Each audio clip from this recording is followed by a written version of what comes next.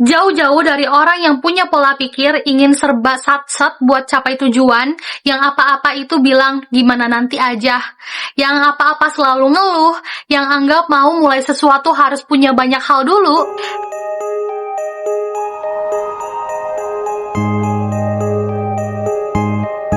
Halo girlies and baddies, welcome to Urbiral Channel.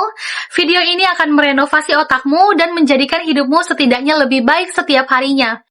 Jangan tonton video ini kalau kalian masih kekeh sama pemikiran kalian dan gak mau kosongin pemikiran kalian untuk belajar. Buat kamu yang memutuskan untuk melanjutkan videonya, tolong untuk subscribe channel ini dan nyalain ring buttonnya supaya jadi reminder waktunya belajar bareng lagi sama aku.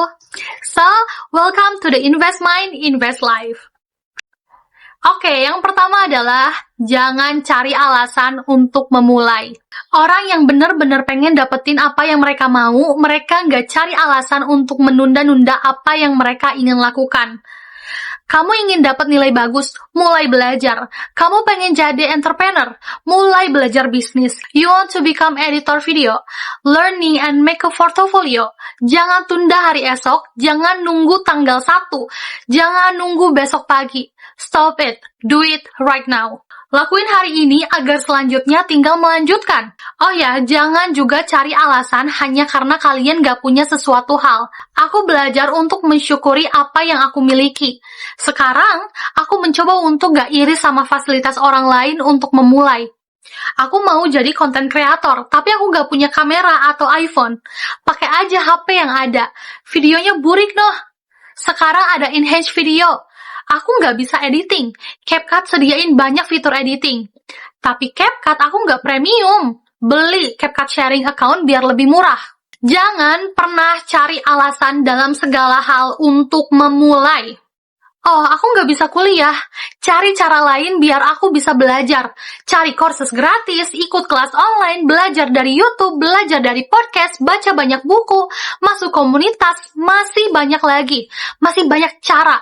Kalau gagal di satu jalan, jangan nyerah, cari jalan lain. Buat ngehasilin 10, nggak harus selalu 5 tambah 5. Bisa aja 7 tambah 3, 4 tambah 6, 8 tambah 2.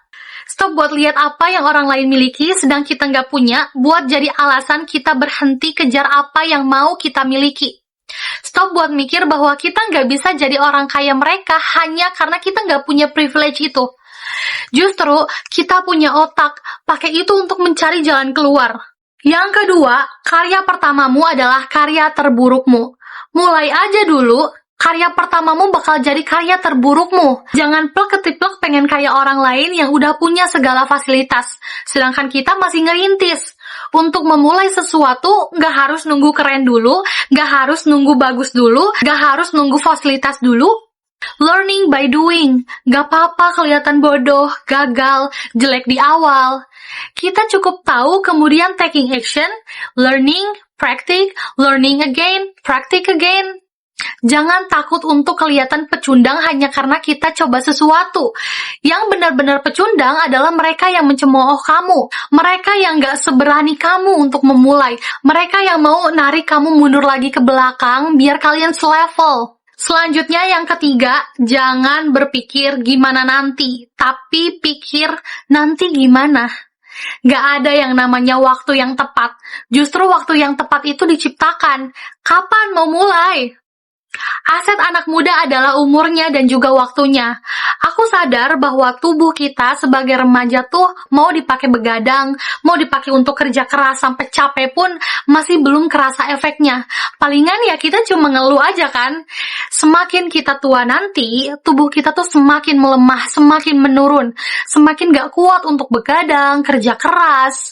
Jadi pertanyaannya, mau mulai sekarang atau nanti pas udah berumur? Ketika kita masih muda, kita punya banyak waktu untuk gagal berkali-kali. Karena kita masih muda untuk bisa pindah-pindah pekerjaan, untuk coba banyak hal. Karena saat kita muda, saat kita gagal, yang ngerasain cuma diri kita sendiri. Beda kalau udah nikah. Kegagalan kita bisa berimpact pada keluarga kita. Jadi, Apalah itu menunggu waktu yang tepat. Selanjutnya, semua takdir itu baik. Tapi Tuhan buat aku gagal, Tuhan buat aku nggak keterima di kampus impian, Tuhan buat aku putus cinta, Tuhan buat bisnisku berantakan. Hey, Tuhan selalu punya alasan kenapa itu semua terjadi. Aku rasa berpikir positif dari hal buruk yang terjadi itu adalah salah satu cara kita untuk tetap tenang. Aku nggak percaya sama yang namanya usaha tidak mengkhianati hasil. Tapi aku lebih percaya sama do the best, hasilnya biar Tuhan yang kasih. Lagi pula, kita sering kan dibuat kecewa padahal kita udah usaha. Sadarkan kita udah belajar keras tapi ternyata masih aja gagal untuk capai tujuan. Bukan usahanya yang salah, tapi tujuannya. Makanya Tuhan sengaja gagalin itu buat diganti dengan tujuan atau impian lebih baik. Kita harus sadar bahwa Tuhan itu ngasih apa yang kita butuhkan, bukan apa yang kita inginkan. Ibaratnya gini, kita tenggelam di lautan. Tuhan gak nolong kamu dengan tiba-tiba datangin kapal pesiar yang besar, yang bisa nolong kamu, tapi bisa jadi Tuhan kirim kita nelayan yang bantu kita. Atau Tuhan kasih kita rakit atau pelampung, atau bahkan ngebuat lautan itu tenang, gak ada hiunya, biar kita bisa berenang sampai ke tepian dengan tenang. Tuhan buat kamu gagal masuk universitas tinggi, mungkin karena Tuhan tahu kamu belum siap dan Tuhan tahu kamu lebih baik di bidang mana.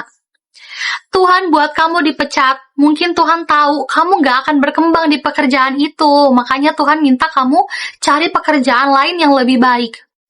Selanjutnya, bersyukur. Mindset terakhir yang ingin aku sampaikan adalah bersyukur. Mungkin kedengarannya klise banget buat ngomong ini ke kalian yang nonton, mungkin anak-anak Gen Z, yang hidupnya hiruk-pikuk anak perkotaan, yang hidupnya hustle banget, yang buru-buru, gak punya waktu nih buat bersyukur gitu.